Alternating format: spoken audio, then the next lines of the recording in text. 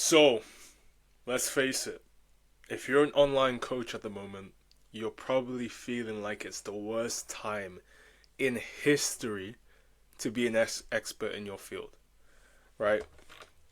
The online info product space is no joke. The online info product space is absolutely crawling with uncertainty at the moment, right? It seems like everyone and their pet rabbit is an online coach at the moment, right? So with all these options out there, no one wants to buy from anyone because now you just look like a commodity, right? And now you're stuck undercharging for your products and services as a result of this. So with this, right, you probably tried ads at one point and failed. Probably tried getting a business coach before, failed. You might have even tried to use a low ticket community to follow the trend that was, quite short lived to be honest. And that probably failed too when you realize it's way too much effort for what it's worth. Okay? You've tried VSLs. Look, the guy looks proper sad. It's probably you right now. Alright, trying them VSLs.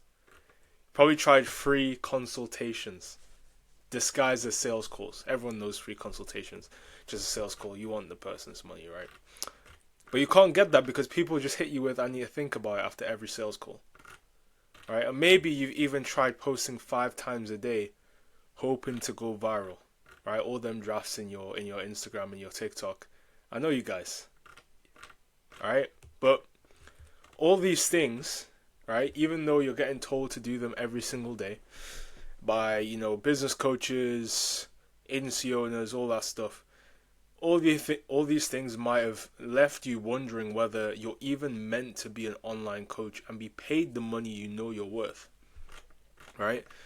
But this is where you totally be wrong, okay? Because despite the online coaching space being so oversaturated at the moment, I was able to still take one of my clients, Anya, from making $600 a month with no high ticket offer or sales experience to then generating over $27,000 in 30 days after launching her offer to her audience with the systems that I set up and maintain for her.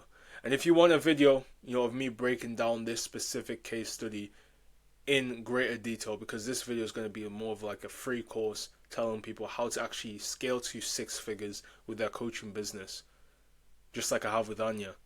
Check the link in the description. And for whatever reason you think I'm full of shit, because honestly I don't blame you, I'm just a random guy on the internet, and you don't believe that I actually got these results for a creator, you can go ahead and watch the client interview that I did with Anya, going through basically the nitty gritty of what it was like to work with me, the results that she got, how her life has changed since working with me for only a few months, right? So now, before I get into this, right, with all this in place, all the stuff that I did for her to make sure that she was able to scale sustainably, she only had to worry about creating content and speaking to her dream clients who already wanted to spend thousands of dollars to get her coaching. Imagine getting on a sales call, and instead of having to hard sell someone, it's more of like an onboarding call or a coaching call. But at the end, someone just pays you a lump sum of money.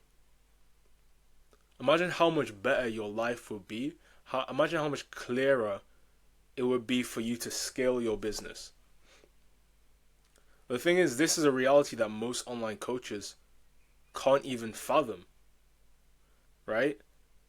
And it's sad. It really is sad, because I truly believe getting to 10K a month as an online coach in today's day and age is easier than ever, even though it's oversaturated, even though there's so many online coaches out there, right?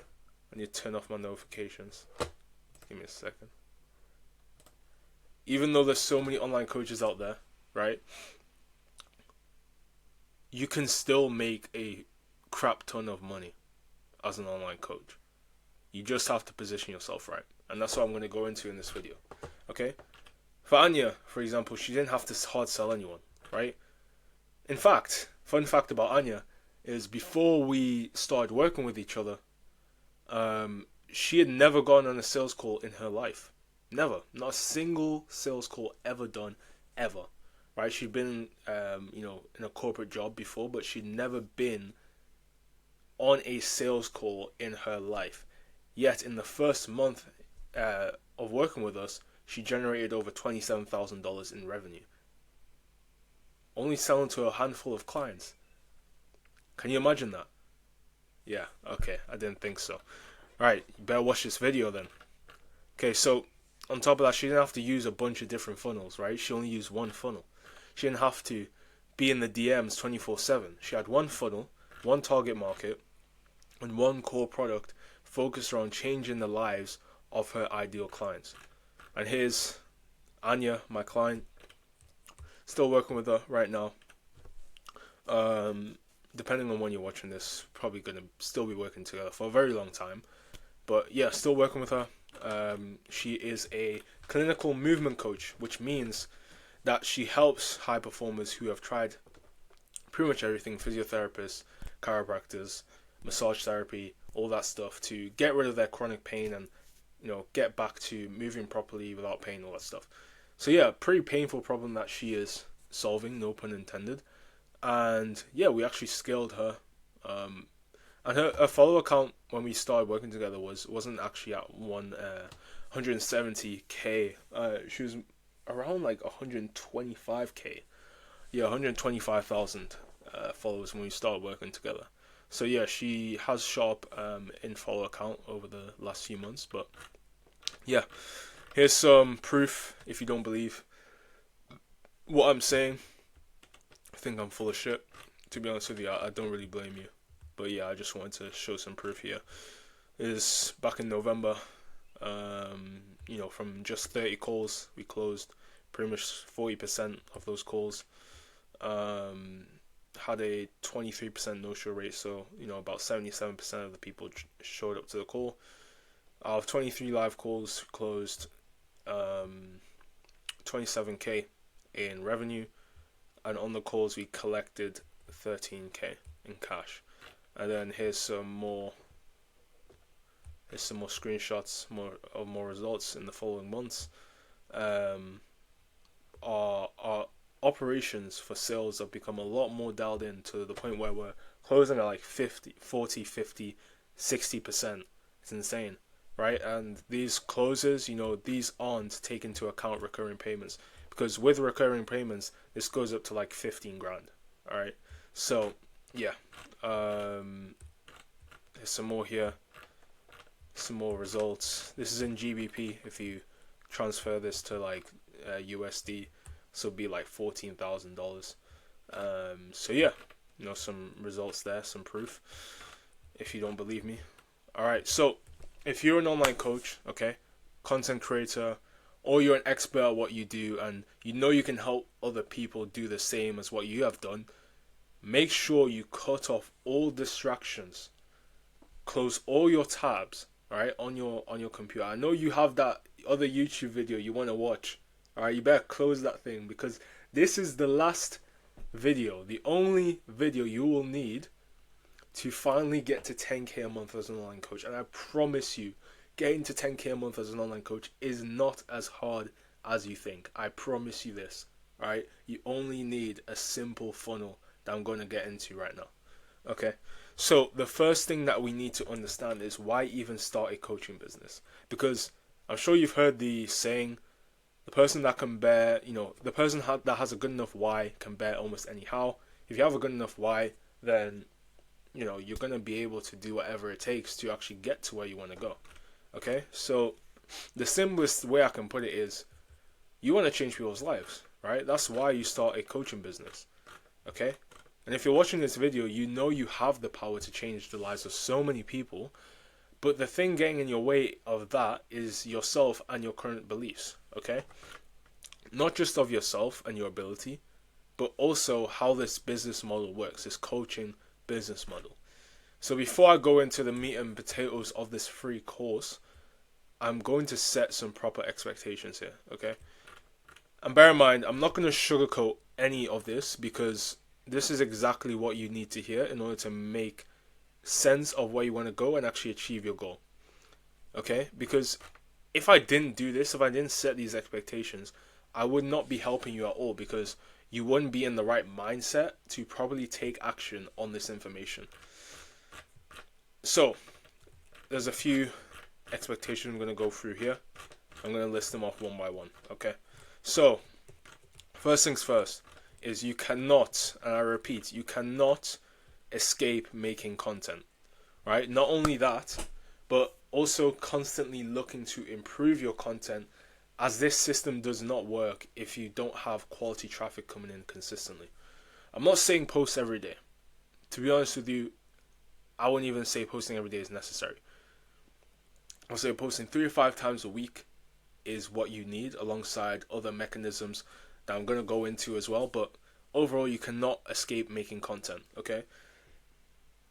And one thing that you need to understand as well is that the first video that you make of something, let's say for, a certain event or certain value add you want to add to your audience, or certain, tips and tricks tutorial, you're probably going to end up remaking a few videos. You're not going to get it right every time, okay? So you need to keep that in mind.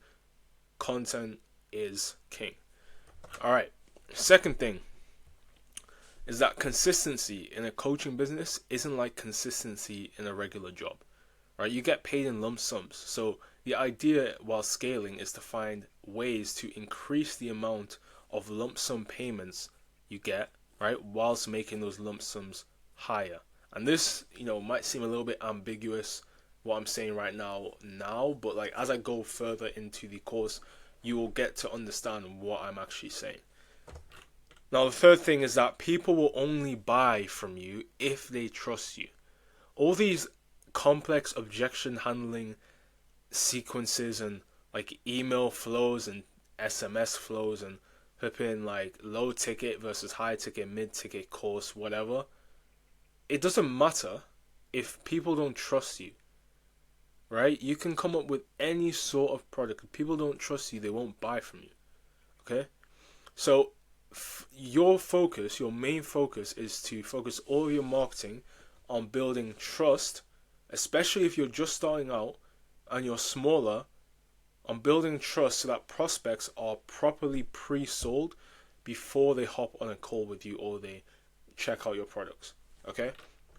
The fourth thing is that the more time people spend understanding you, your story, your content, and your offer, the more likely they are to buy, okay? Yes, there are certain people that will buy without doing all that, but for the most part, you won't be able to convert a prospect off of one short video on Instagram or like a lead magnet, for example, right? If you solely base your business on people that just come up on a whim and say, yeah, I want to work with you, you do not have a business, you have a gambling addiction, okay? Write that down as a fucking bar, alright? Shout out to Neuro Knowledge. But, yeah, if you just rely on people just coming to you and saying, yeah, I want to work with you, you don't have a business, you have a gambling addiction. Because the chances of people like that coming, it's like, depending on how big your brand is, like, even with Anya, right, who's got like 100-something, 170k followers, those type of people, they only come like once every 1 to 2 months, right? They don't come often.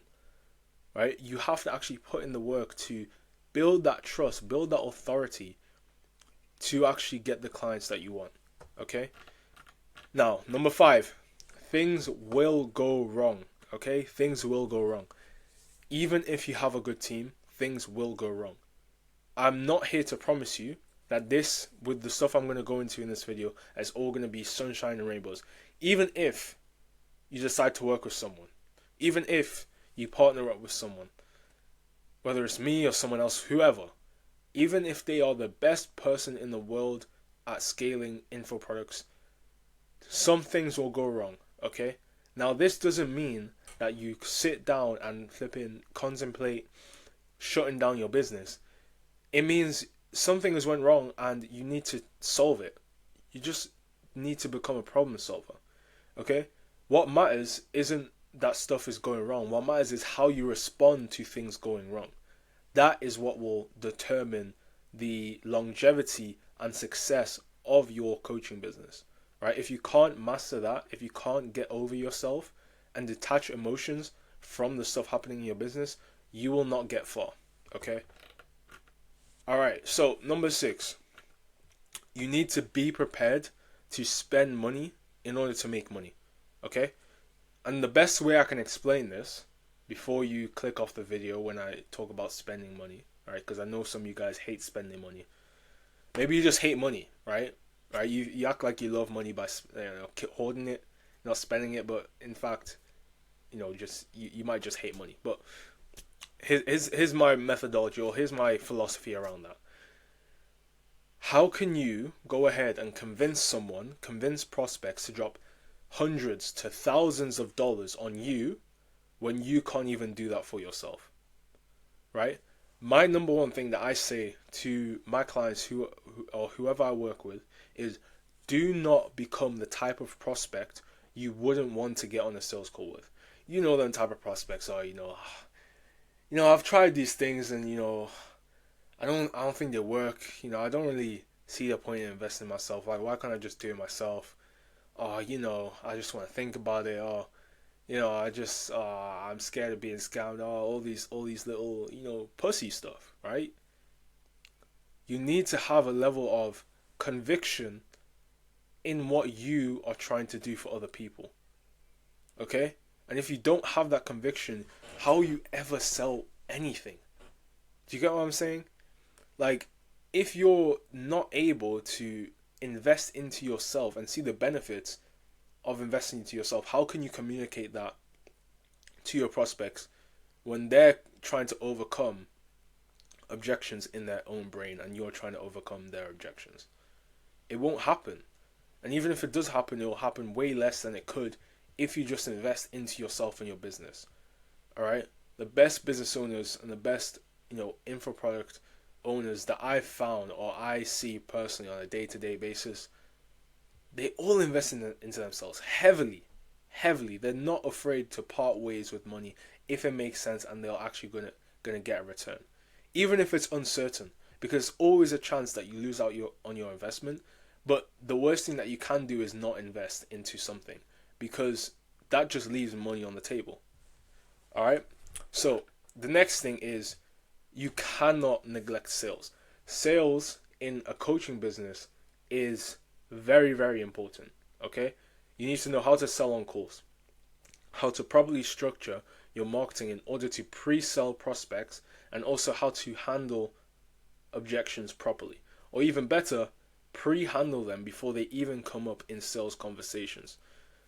As a salesperson, you are literally the lifeline of the business. And as the face of the brand, your closing rate in sales conversations is going to be the highest than if it was done by anyone else. So until you're making about 30 to 100 grand a month, you should be taking all of your sales calls. All right? Sorry.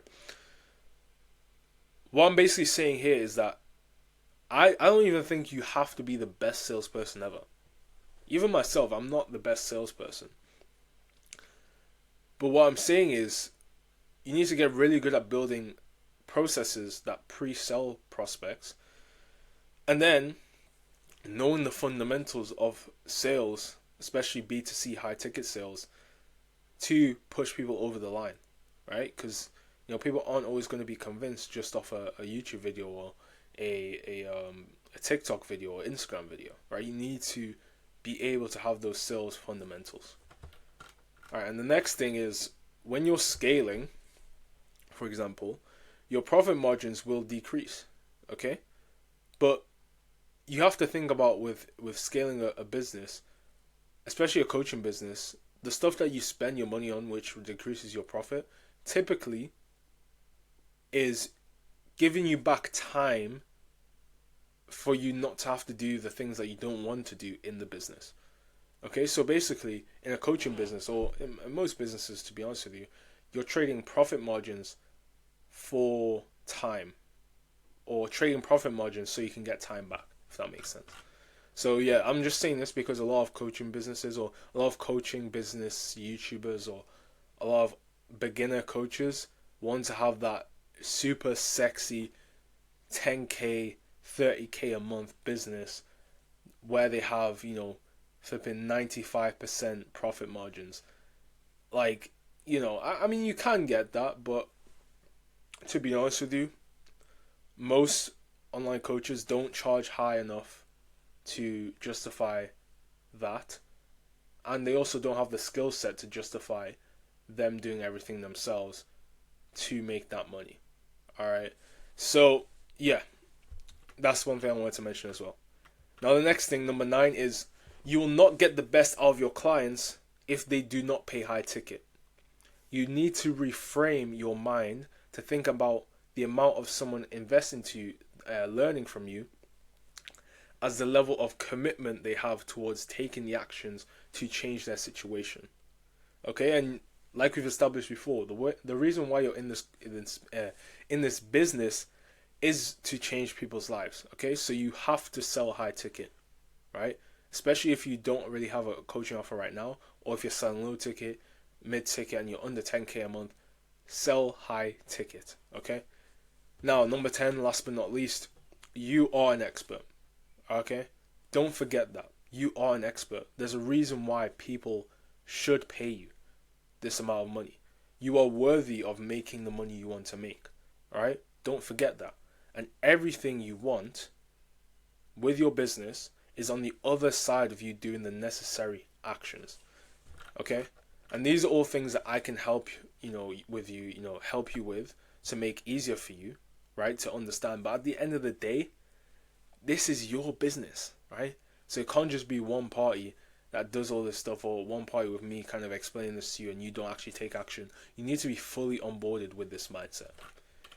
Okay, so without further ado, I'm going to get right into the video.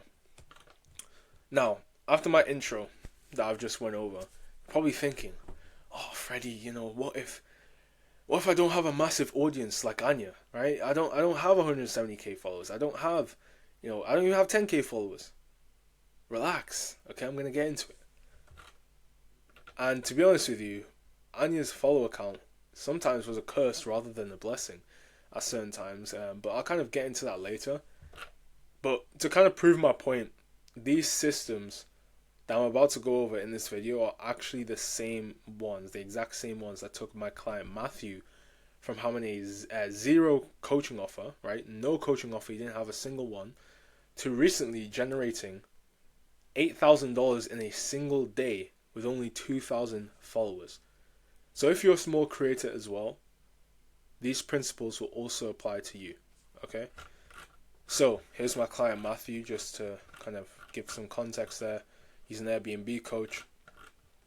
And here's some proof here with some screenshots. Yeah, here and here. Alright, payments. Okay, here's some more. Yeah, April, May. 75% closing rate, which is crazy. 33% closing rate. So, what is it that these creators have in common? Okay, do they post 10 times a day? Right? Do my clients Matthew and Anya post 10 times a day to go viral? No. Do they spend all day in their DMs? No.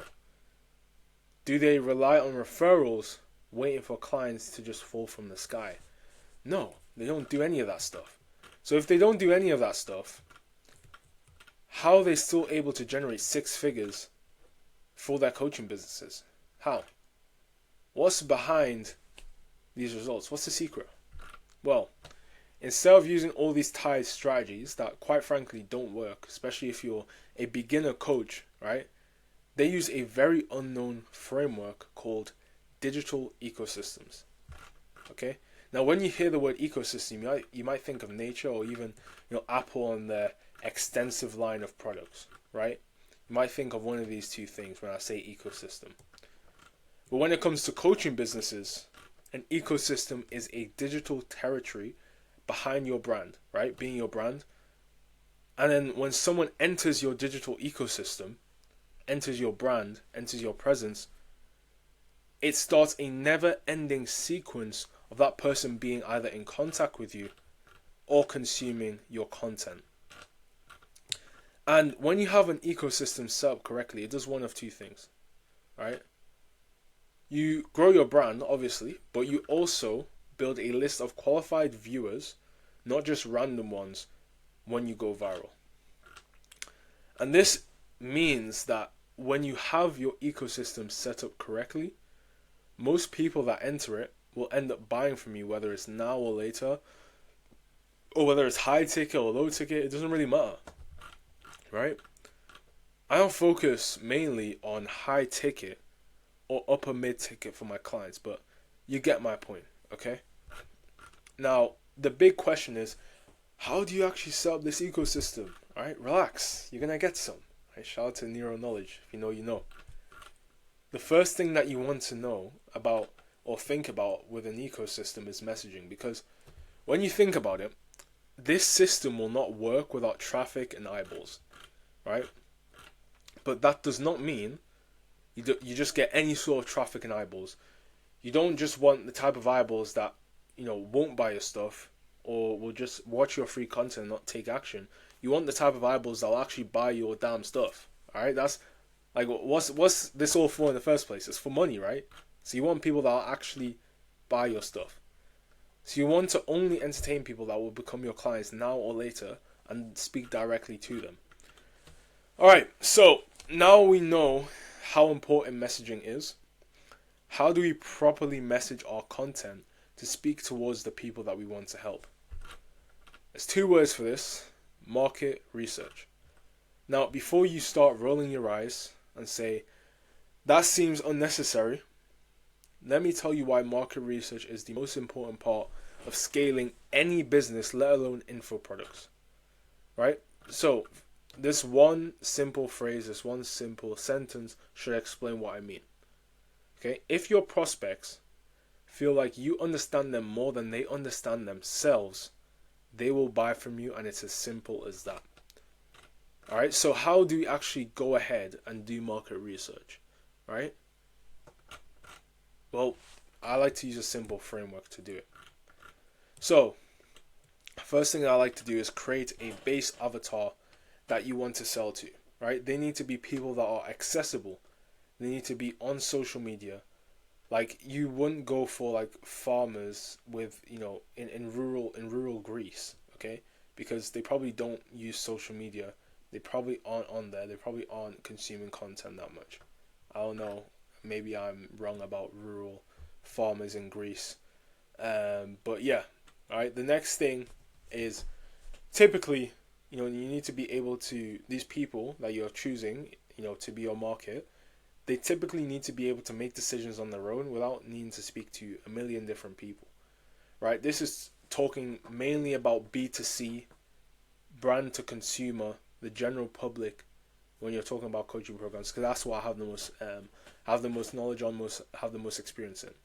Okay, typically you want to focus on the general public, brand to consumer, all right, instead of business to business.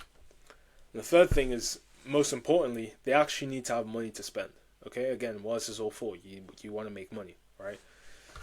So now you might be thinking whether you should niche down at this stage or not. Okay, you might be thinking whether you should niche down.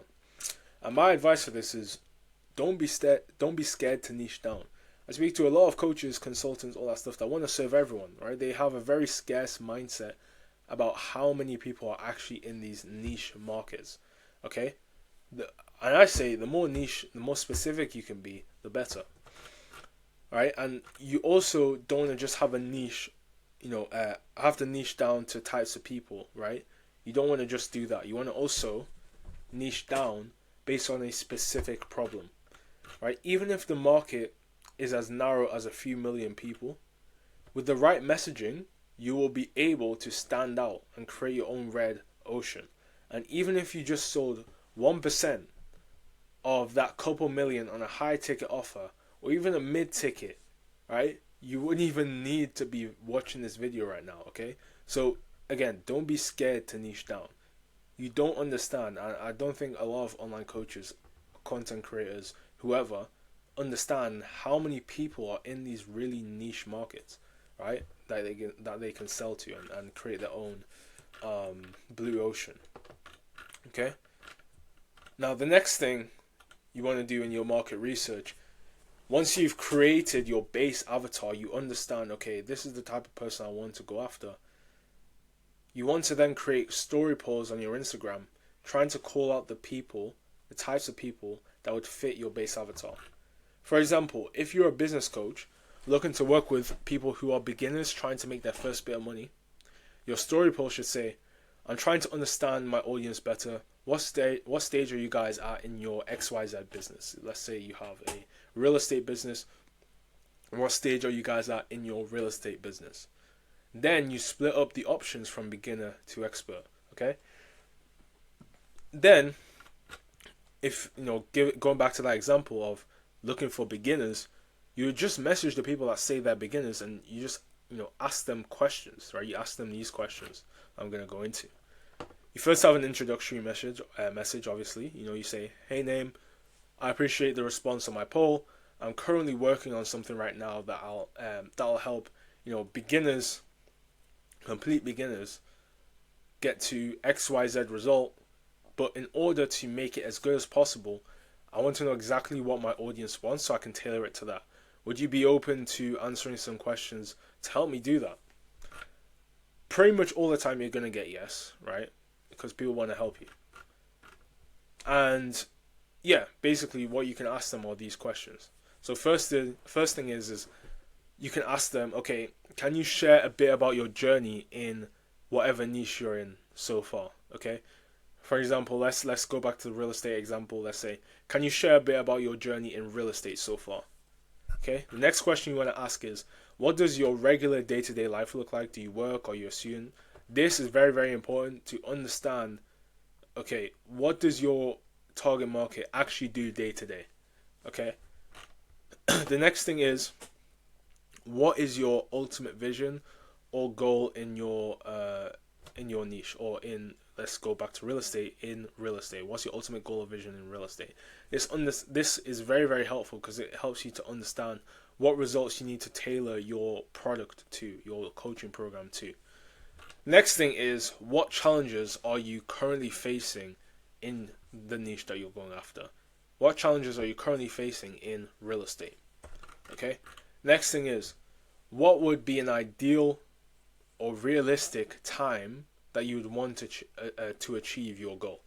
Okay, this gives you an idea of the timeline or the length of which you should make your coaching program. Does your audience like quicker results? Okay, then make your coaching program shorter. Does your audience like, take their time? Do they, like to have the slow route? Are they slow burners? All that type of stuff. If that's the case, make a longer program. But I will say with this, it gets to a point, right? If you're doing like more than 6 months for a coaching program, I'll say try to reconsider the value that you're adding into your products. Okay, try and maximize as much value as possible within the shortest time frame possible. Okay, but yeah, you still want to tailor it to your niche. For example, right, if they say their goal, let's say for real estate, let's say their goal is to make 10K a month, right? If you can get someone to 10K a month in 6 months, but most of the people that you ask for market research say they'd rather get to 10, they would ideally want to get to 10K a month in like 12 months to 2 years. You should go and make your program 6 months, because that way you're going to come across as more of an expert, right? If their expectation is 12 months to get to 10K a month, and you come around and say, yeah, it'll only take really 6 months, you're going to be able to have a better valued product. Okay. So yeah, that's what I have to say about that. You also want to understand, yes, this is very, very important question. What approaches have you tried so far? What worked and what didn't?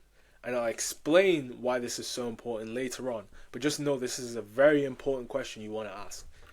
The next thing you want to ask is, if I could provide a personalized plan with ongoing support to help you achieve XYZ goal, how valuable would that be to you? You want to, understand, okay, if I were to get them this result, how valuable would it actually be to them? Most of the time they'll say it's very, very valuable. But yeah. You can also use previous sales calls in market research, right? You can listen to what people have said on sales calls, their objections, their questions, their goals, their aspirations, what they are doing day to day. Basically answer those questions above using what people have said on past sales calls if you have them. Okay? And even better is if you've made sales in the past, right? And you ask the people that you've made sales with why they actually bought and what position they were in before buying, right? On top of that, what piece of content made them want to buy, and what was it about your product that made them want to buy as well. Okay? Now with these responses that you've gotten from this market research, you want to actually take every single one of them to each, one of these questions and literally feed it all to ChatGPT. This is the prompt that I like to use. I'll zoom in a little bit so you can, pause the video maybe and copy and paste. It's the first part of the first prompt. And this is the second prompt. So yeah, you want to input all your data under these questions from the market research questions. Okay. Now, once you've done this ChatGPT prompt, it will give you an extensive guide around what your audience is like, so you know exactly how to speak to them. Because again, if your prospects feel like you understand them more than they understand themselves, what's going to happen? They're going to buy your shit. Alright? Now, when ChatGPT is done, it will give you a more extensive guide like this around what your audience is like, and so you can understand exactly how to speak to them. But yeah, like what, who they are, what their hobbies are, all that stuff. Okay, so you've done market research and you have everything written out. Next comes offer creation. Now, this is a graphic you're probably quite familiar with, okay?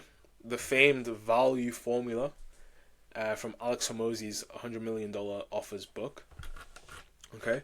And while some people may object to me saying that this formula is how you create a good offer, I would have to disagree, because following this formula has actually generated my clients thousands of dollars in revenue. Okay, and the reason why most people screw up when creating an offer is because they think that they can just create an offer on a random Tuesday without any preparation or market research. Okay? But when you create an offer correctly, you'll end up doing one thing really well: making your audience feel understood. Again, goes back to what I was saying before. If your prospects feel like you understand them better than they understand themselves, they will buy from you, and it's not even any debate. It's as simple as that. Okay? And if there's one thing you need to remember about selling info products is, I literally said this before. If your prospects feel like you understand them more than they understand themselves, they will buy. Okay? They will literally just hand over money. I'm telling you this right now, right? Some of my clients have been on calls for 15 minutes, closed $4,000 just like that. Like literally, nothing like that. Client even paid with Apple Pay. Can you imagine?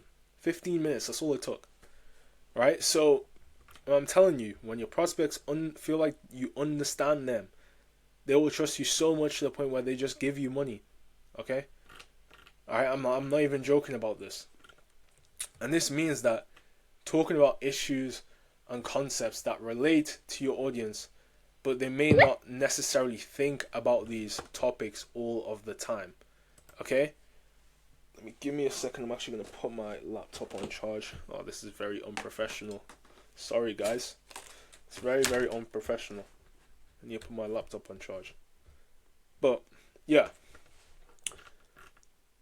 Back to it. So, that when you come along, right, if they're not thinking about these things all the time, and you actually come across and actually talk about these things, talk about these issues, these problems that they're facing, that they may not think about all the time, and you come and bring these back to light, right? Because you've actually done your market research, which most people in your competition, I'm telling you right now, most coaches I speak to have not done any sort of market research. I'm telling you this right now. If you do market research, you'll have such an edge, it's not even a joke, right? Even if you have a small amount of followers, right? Since you've done your market research, you will instantly be placed as an authority in the space, even if you have a small following. Okay, so do your market research. Alright, now that we're looking at this formula again, okay, we want to understand how can we leverage all of these things to get this value. How can we leverage all these to get this value? Okay? How can we leverage all of this? So we're going to pick apart each part of this formula step by step and how we can leverage them to actually make the best offer possible. So when we're talking about a dream outcome, this is going to be fueled by our market research, but when we talk about our dream outcome, what is the thing that your ICP, that I like to call it, your ideal client profile, people you want to target, what is the thing that they want most? What do they want more than anything in the world, right? You'll understand this from your market research, but yeah, you want to put that as your dream outcome. For perceived likelihood of achievement, how can we make the perceived likelihood of achievement practically 100% in the prospect's mind? Can we use testimonials? Can we use client interviews? Can we use case study videos? Can we talk about our story to relate to people? Can we provide a lot of value? Can we make documentaries showing literally step by step us getting results for our clients? So there's irrefutable proof, undeniable proof that we know what we're doing and we can do what we say we can do.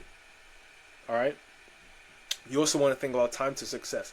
How much time do you need to get your desired result for your clients? And can you realistically guarantee that result? Okay? Just for your information, I actually recommend all my clients have a guarantee. In some cases, it doesn't really make sense. Right? For example, Anya, I'm not sure why I keep getting notifications, but for example, with Anya, she doesn't really have a guarantee. We used to have one, but realistically, it like people didn't buy because of the guarantee. Like it didn't even make sense in the prospect's mind. Like, how can you guarantee someone gets out of pain? It's not like something you can really guarantee like that.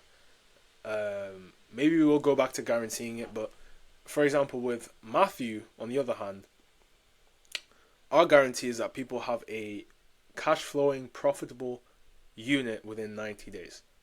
That's a very concrete, tangible guarantee, right? Sometimes you might not be able to offer a guarantee if it's not that concrete of a result. Like getting pain free when there's so many different other ways, to get pain free, it's a very hard thing to guarantee. If you're a fat loss coach, guaranteeing a certain amount of weight being lost in a certain amount of time is a tangible guarantee. If you're a business coach, right, guaranteeing a certain level of income after a certain level of time of working with you is a tangible result guarantee, right? Money back guarantees, especially if you're a smaller brand, they do wonders because you're constantly being met with cold people who have never seen your face before, don't really know you. Having a guarantee, it really makes it a no-brainer, especially if you make it a good one. Some people will disagree with me. Some people say guarantees don't do anything. Some people say guarantees are stupid. But for me, I think having a guarantee just makes selling and makes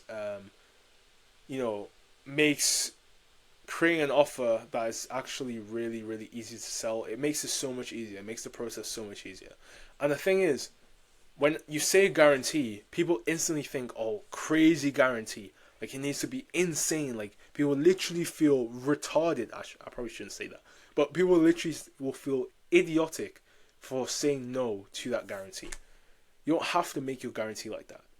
In fact, with all the people offering guarantees like that nowadays, if you have a realistic guarantee, to the point where it's like, okay, in the first 30 days, if like this result doesn't come or it doesn't align, like just you can have your money back, right? Having something realistic like that builds so much more trust than like just having a crazy guarantee, right? Some people offer guarantees and even offer money on top of that wired to their clients if they don't get the result. Obviously, there's going to be different opinions on this. There's going to be different systems that work for people. But for me, I think having a guarantee is very, very worth it. Especially if you're just starting out and you don't have much authority in the space relative to some of the bigger people in your space. Okay? One thing I always ask my clients before I work with them is, okay, so if someone was to work with you for 90 days, what results could they expect? Okay, what results could you guarantee that they get? All right, now fast forward 6 months. Let's take that 90 days to 6 months. What results can you guarantee that they will get working with you then? And yeah, from there it's literally like easy, right? Offering a guarantee, it's not even a guarantee at that point. You're guaranteed to make money because you realistically can guarantee that guarantee, if that makes sense. Okay? So the next thing is effort and sacrifice. Next part of the equation. Effort and sacrifice. How can we make the effort and sacrifice on the prospect side seem as low as possible? Don't get me wrong, your prospects, your clients are going to have to put in work still. But the thing is that most people aren't allergic to kind of putting in work. They're allergic to the idea of it going wrong and it not working out even though they put in all that work and effort. Right? So that goes back to having a guarantee. How can we make that risk as low as possible? Okay? What kind of guarantee can we have in place? I'll just explain what I think about guarantees and how you should craft them. Okay, and when it comes to pricing your offer, I think personally, if you're under 10k a month, and especially if you have a smaller audience, you need to find a way to charge high ticket, right? Especially if you're under 10k a month. Because at this stage, you probably don't have a lot of views or even a lot of capital to bring in that traffic into your ecosystem. So selling a high ticket will allow you to maximize your income rather than selling yourself short. And not just that, high ticket clients are so much more committed and way more likely to get the results they want because they actually have skin in the game. And, for a price that you actually charge, right, I always say you can charge whatever price you want. It just has to make sense. And what I say, what I say it has to make sense, like when I say it actually has to make sense, I mean in the sense of, someone getting the result that is a lot higher than the price you're charging. If you're getting people to 10k a month and you charge 5k for the program, honestly, if you're getting people to 10k a month in like 6 months, you should be charging like 8k minimum. But that's besides the point. If you get people to like 10k a month with your program, charging like 5k doesn't like, it's literally chump change, because at that point the result is so much more astronomically large than the upfront price that it's a no-brainer, right? 10k a month is 120k a year. You telling me it makes sense for someone not to invest 5k to get to 120k a year, especially if you have a guarantee slapped on top of that? Come on now. You gotta make sense. Like the price has to make sense for the result that you're offering. Okay? And if you want to, and chances are, right, you are watching this and you want to give people life-changing results, life-changing transformations. So your prices need to reflect that. Okay? And obviously, like, you need to make sure like you're targeting people that can actually afford to pay high ticket as well. Like, that's very important. Now, you also want to make sure like to look to raise your prices as you get more clients, as you get more social proof testimonials, case studies, etc., because you can justify your price a lot more than just the result that they're going to get. Now, if you're truly finding it hard to put in place a tangible offer for your coaching business, I think you really need to rethink how good you are at providing a service, or whether you have the right to charge high ticket at this moment in time. Yeah, I'm not going to sugarcoat this.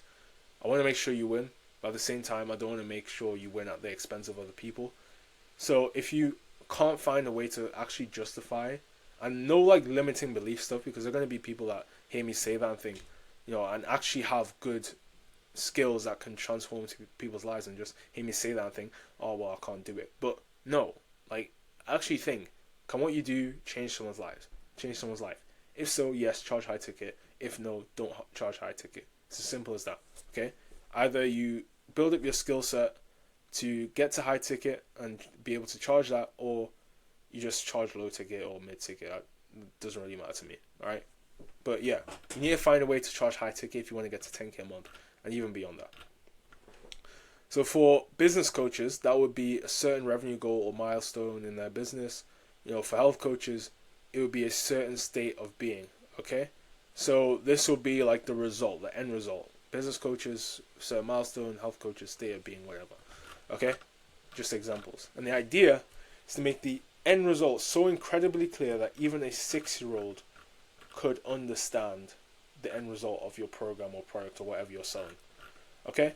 And if you're thinking that this is too much work just to get clients, and you don't want to feel like you're selling the dream, your mindset is completely wrong, and here's why. You need to understand that the market does not care about what you think is reasonable. The market only cares about what the market thinks is reasonable. The market only cares about what the market cares about. Okay?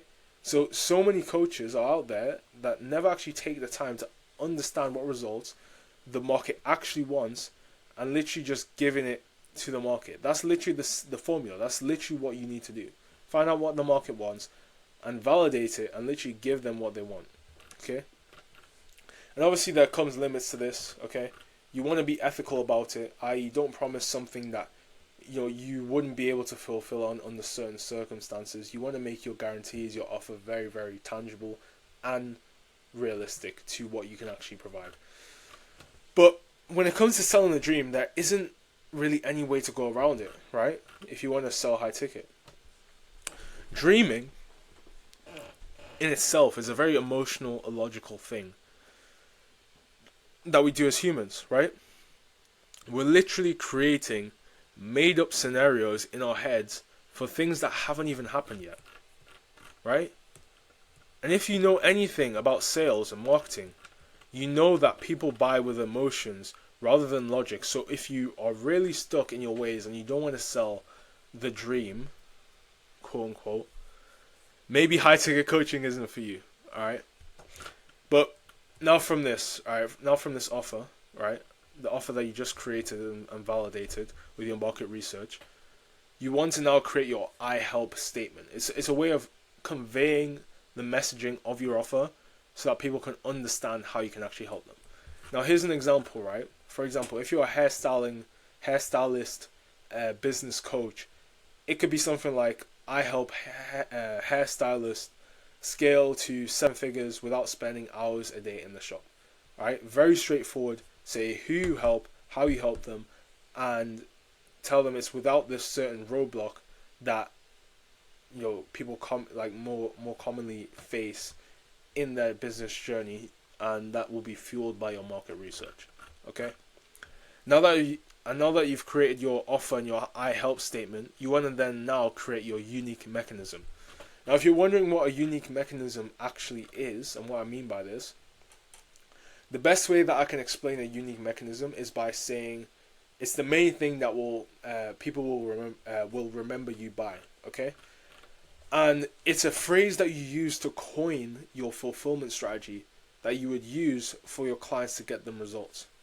Right? A very smart person once said, "When the market zigs, you need to zag." Right? Meaning that even if you're in the most crowded markets, the people that outshine the competition are the ones that stand out. So your unique mechanism should let people know that it's not their fault that they don't have the success that they want, but it's the current beliefs, mindsets, and mechanisms that have been sold to them as normal in your space. And with your unique mechanism, your job is to come in and disrupt the beliefs of your prospect, making it very clear that your success is down to the mechanisms that you have. Now, you want to be basically saying that when it comes to a unique mechanism and using that in your marketing, you basically want to be saying like, everything you've known to be right is in fact wrong, and it's actually those same things that you think are right and actually helping you. Those are the same things that are the reason that you feel stuck in your situation. Okay?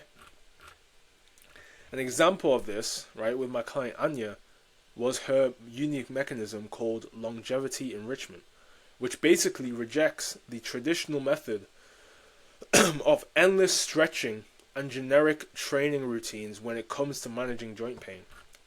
Right? So here, right, Anya is saying all these training routines and physio sessions and chiro sessions, they're cool and all, but here's why they're not working for you. This is basically her whole messaging in her content. Right? And a cool little trick that you can use to come up with your mechanism is just to look at what the main issue your ICP struggles with, your ideal client profile that you made before, right? Find out what their main issues that they're struggling with are through your market research. And with that, also the main avenue your ICP takes to solve that problem, and literally go against that avenue and paint your mechanism as the new avenue that will finally allow them to achieve their goals. Okay? And if you want to remember another key saying, right? Something I got from a mentor of mine is, new is always better than better. Okay? What this basically means, what this quote means is, if something sounds new to your ICP, to your ideal client profile, and they usually haven't tried it, you will be able to sell it way easier that way, because it'll be a new thing, it'll be a novelty, there'll be a novelty factor. Okay?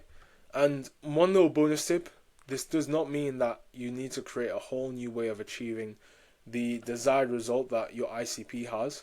You just need to, with your ICP or with your unique mechanism, you just need to find a way to repackage that fulfillment system to make it look different to your competition, right? And when you've understood how to properly connect or properly create unique mechanisms, marketing and sales will become so easy, it will literally be a joke. Okay? By the way, if you're finding this useful so far, and you're an online coach that's under 10k a month consistently and want to scale past 10k a month with digital ecosystems and trust-based marketing and sales systems, go ahead and book a call with me using the link below in the description. It should take you to a page like this. You just book a call, here's some testimonials, and yeah, go ahead and book that call. And in that call, I'll let you go through exactly what you're going through with your coaching business. I'll audit your entire growth strategy right now. Myself, I'll go through it all and give you the best roadmap to actually get to the income levels you want without being salesy, without spending hours every day creating content or speaking to people in your DMs. Okay? And as a bonus, with that call, you'll actually also get access to the sales resources and trainings that I use with my clients to scale their coaching businesses to multi-six figures. Okay? So again, if you're serious about changing your life and getting to 10k a month and beyond as an online coach, then go ahead and book that call. Alright? So now we know exactly how to conduct market research, create a compelling offer, and craft a unique mechanism. Now what we need to do is structure your program, actually create the thing that you're going to be selling. Now if you're under 10 or even 20k a month, one-to-one high-ticket coaching is going to be the best mechanism for you to use for client fulfillment. And the structure I like to follow is like this. Number one, I like to use WhatsApp for my communication channel. Right, I like to use WhatsApp so I can communicate with clients, or my clients can communicate with their clients. Another thing you want is a place to store your training modules and client files for your course and also for your client's progress. I like to use Google Drive, or you can use Notion as well. I like either or. Another thing is a platform to do calls from. You want to do coaching calls with your clients, you need a platform to do the calls on. I like to use Zoom, but Google Meet is fine. It's perfectly fine as well. I say doing one-to-one calls 2 to 8 times a month is good, depending on your niche offer, ICP, how much support they really need, all that stuff. Another thing you want is a platform to schedule your calls. I highly recommend using Calendly, as it's just the easiest scheduling software to use. The next thing you want as well is a software to help coach your clients between those one-to-one coaching calls. If something goes wrong, for example, you can just send them a personalized video breaking stuff down. I like to use Loom. I don't know what else there is in Loom's market, but I like to use Loom. Now, even though you're not doing any sort of group coaching, right? Because group coaching is another sort of coaching structure you can use, but even though you're not doing that right now, you're focusing on one-to-one high ticket, you still have to be preparing for when you have to create one, because trust me, It'll come sooner than you think. Okay, and having a group program isn't really like important in terms of getting to 10K a month. For this, you really need to focus on one-to-one, but group coaching is very, very good. Okay, if you want to scale, right? For example, if you want to scale, a group coaching program, is going to be more detached from your time, so you can give more time to actually creating content, serving your one-to-one clients, all that stuff, right? Another group coaching client is going to cost way less in terms of your time than another one-to-one client. Keep that in mind. But for a good group coaching program, you actually need a group communication platform, a group calling platform, and more importantly, course modules, as well as one-to-one touch with looms or personalized audits or something like that, right? And the thing that most coaches get stuck on is the course modules, because while I always advise coaches to wait until their one-to-one spots are fully booked out before moving on to group coaching, that does not mean you can't still start preparing for when that time comes, alright? Because the last thing that you want is to stop client acquisition, because you can't take on any more one-to-one clients because you don't have the time, and you can't take on any more group clients because you don't have the resources yet to fulfill on your promises. Because when that happens, you end up pushing, right, or end up rushing your course, and a lot of times you don't even fully understand whether the course will actually provide a solution to your client's problems of not having to constantly coach people, right? When you create a course, it's to not have to constantly coach people. But if your course isn't up to code, it's not actually solving real problems that your clients are facing, then you're going to have to constantly coach people, alright? Alright, just had to sort something out. But yeah, when it comes to constantly like having to coach people, right? And also effectively, creating a group coaching program without having to rush it. How do you actually get around having to rush it? Okay? I'm about to put you onto a very good trick that I use with my clients. And essentially what it is whenever you have a really good client coaching call where a lot of ground was covered, right? And, you ask for permission, obviously, in order to use the recording. You just make it into a course module. Now, another thing that you can do is whenever you find yourself solving the same problem for 3 or more different clients, make a course module on that, and then literally it'll literally save you a ton of time that you would spend literally solving that exact same problem for other clients, okay? So when you get the same question, or have to solve the same problem 3 or more times, literally just make a course module on it to solve that issue, right? And, how do you actually set up this coaching platform? Okay? Now we need to let the ICP know, after we set up this coaching platform, right? We need to let the ICP know about the amazing things that we've just created for them, right? We need to let people know about our offer. We need to let people know about our products. And the first thing that we need to do is sort out our social profile, right? There are two main social medias in terms of platforms that you need to worry about at this stage in your business, and that is YouTube and Instagram. And honestly, if you're under 100K a month with your coaching business, I wouldn't even worry about branching out to other platforms, to be honest with you. So, for setting up your Instagram, you want this structure, okay? You want a clear headshot showing your face. You want to have your name, you want to have your bio, and in your bio you say who you help, what you help them do, and what common roadblock you help them avoid. Then you want to have your DM keyword. Then you want to have a line signaling your free value asset. And the way you want to treat your Instagram is like a landing page, so that when someone visits it, it's optimized and it brings people to where you want them to go, right? So you want to get rid of these link trees, and you want to get rid of these stand stores that have a bunch of different links. Have one direct place that you send people to, okay? Either to book a call or consume more of your content till later than to then later book a call, right? So you can see for one of my clients here, Matthew, what he's done here. Literally what I've just said. Clear headshot, name, what he does. Bonus tip, or bonus points if you have a blue tick. I really recommend getting a blue tick as well. Yeah, that's something I should add. Because, for example, are you more likely to respond to someone that doesn't have a blue tick or to someone that does have a blue tick? Exactly, right? So get a blue tick, pay that like $14 a month or whatever it is. Like just do it, all right? Have that bold claim in here. Have who you help, all that stuff, the DM keyword, and he has a direct link to his YouTube channel, okay? And he has his highlights and stuff like that.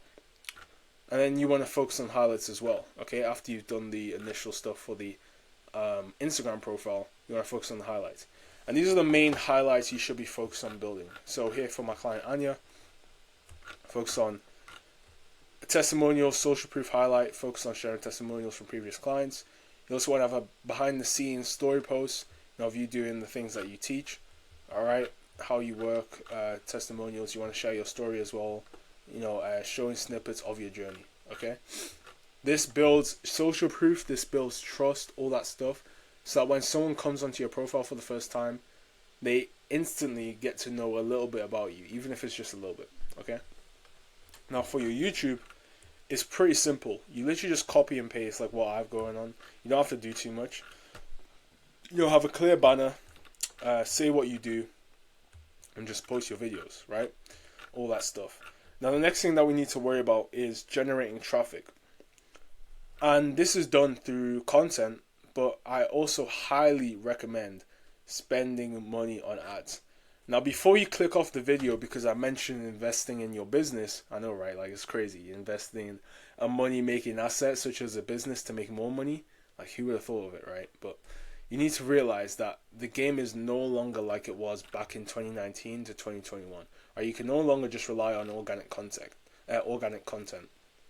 And okay, maybe if you post 2 or 3 times a day for a year, you'll get to 10k a month, right? But who the heck is trying to think of 2 or 3 content ideas per day, which is, by the way, like 700 plus ideas a year, plus YouTube videos, plus sales calls, plus client management, and stay 100% consistent to that? Let alone actually filming all the content, let alone actually doing all the other stuff, just even thinking of the ideas every single day. Who's trying to do that for an entire year, right? And I can guarantee you, not a single person watching this wants to actually do that. And I'd literally bet a good amount of money that the people that say that they would do that just to avoid spending money on ads for whatever reason, that they'll literally just end up quitting after a few months, right? And why is that? Well, because I know you guys. I know you online coaches, okay? You guys want money as soon as possible. You don't want to wait a year before you can finally travel and enjoy your money from your coaching business, right? So with that said, you aren't going to get by with just content. It's not possible for the stuff you want to achieve and the impact you want to make, okay? So you need to use paid advertising to fuel your organic content, so you have a fresh flow of your ideal prospects coming through to your funnel every single day, which you can then nurture and retarget for them to become new high-paying clients, okay? And the best part about this is you can start by only spending about $30 to $50 a day for, your clients, right? For you to get clients, right? And for example, my clients, they net anywhere between 5x and 10x return on ad spend, meaning that with my frameworks, my clients make between $5 to $10 for every $1 they spend on ads. Okay, and again, if you want to get access to these advantages and this edge over your market, go ahead and book that call. Right, the link is in the description. So here's an example here of what I did, or some analytics for my client Anya. Okay, as you can see, about $730 spent over the last month or so on ads, and cost per follower is about 35 cents.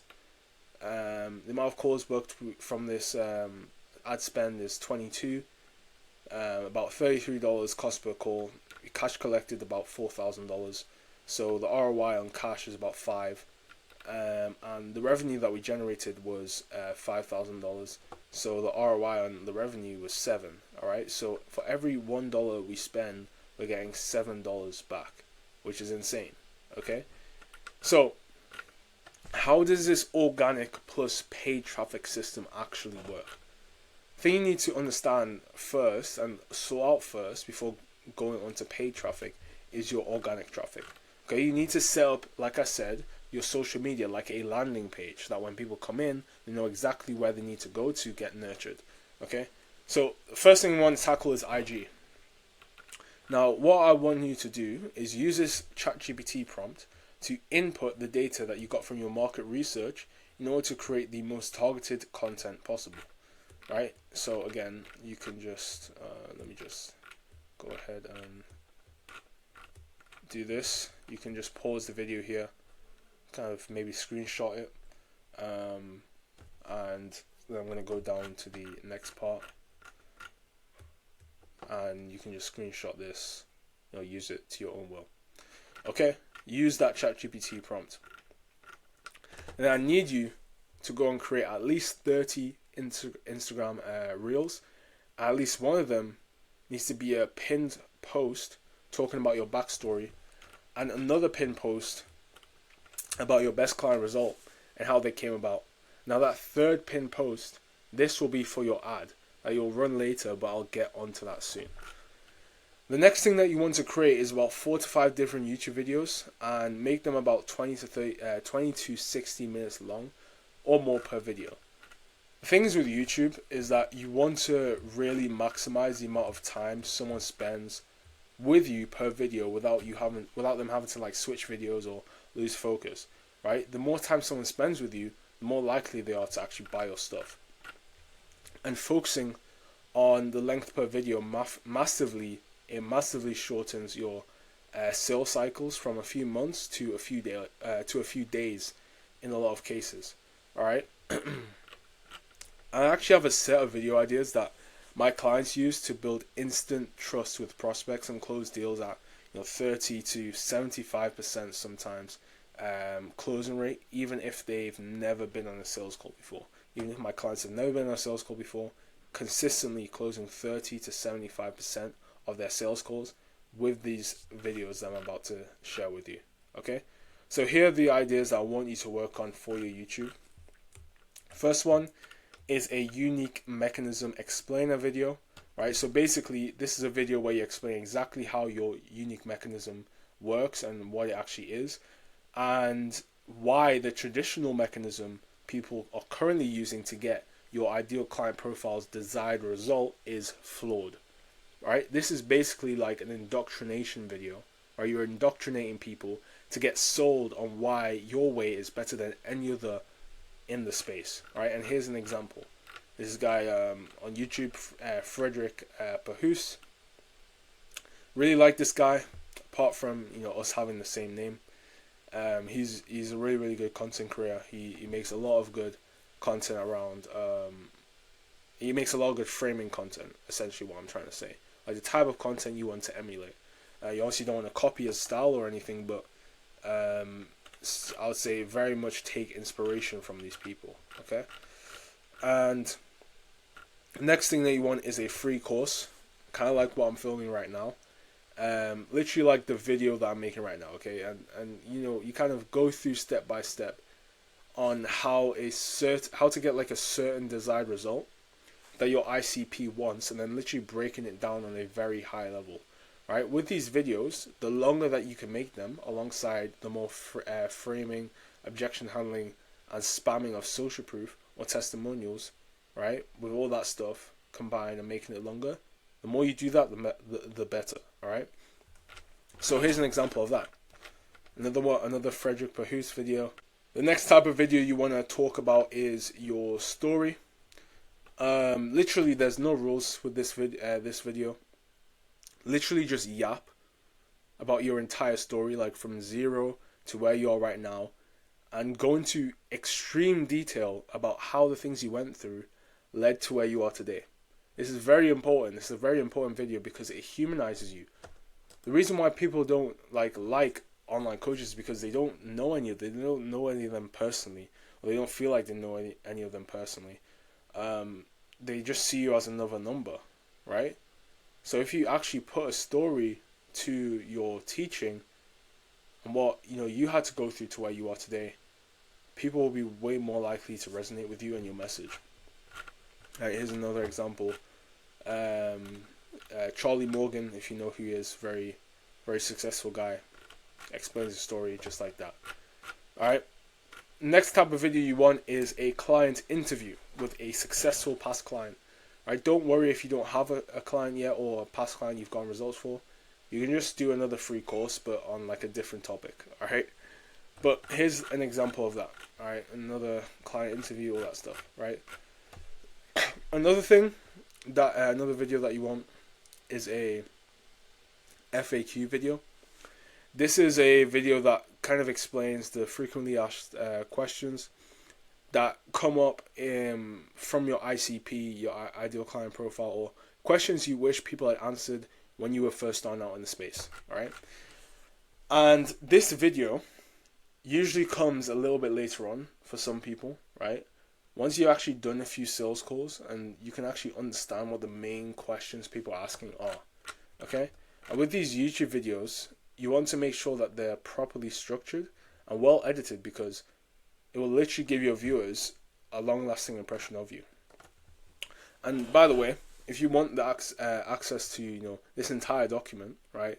If you want access to all the documents and the scripts that I'm putting in this video, and the links to the YouTube videos that I'm referring to, just message me, DM me the word SALT on Instagram, and I'll send this entire document over to you.